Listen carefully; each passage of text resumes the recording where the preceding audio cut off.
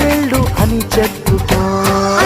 కలిస్తే మేకలు కాస్తావా, మరి మేకలొస్తే తోకలు కోస్తావా? సరికో కలిస్తే సోకులు ఇస్తావా, సనరై కలిస్తే రాత్రికి వస్తావా?